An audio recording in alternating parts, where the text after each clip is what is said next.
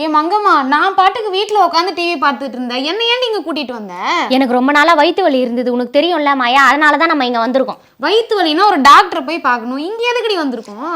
இங்க எதனா ஒரு மருந்து கொடுத்து சரி பண்ணிடுவாங்கடி, எங்க ஆத்தா தான் சொல்லுச்சு. என்னது, ஏதாவது ஒரு மருந்து கொடுத்து சரி பண்ணுவாங்களா? ஏன்டி இப்படி இருக்க?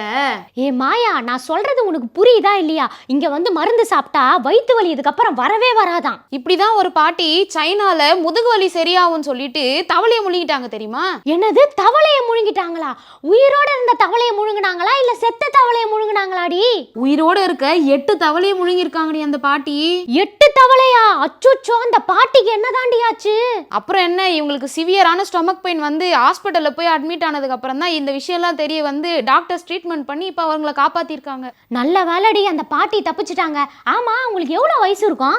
82 இயர்ஸ் ஆகுது. அந்த பாட்டி பேர் ஜாங்கு. கடைசியில நல்ல வேலையா ஹாஸ்பிட்டல் போனதுனால உயிர் பொழைச்சாங்க. ஞாபகம் வச்சுக்கோ. நான் இவ்ளோ கதை சொல்லி இன்னும் நீ யோசிச்சுட்டு இருக்கியா? முதல்ல போய் ஒரு டாக்டரை பார்ப்போம். அவர் என்ன சொல்றாரோ அதன்படி நடந்து போவா போவோம்.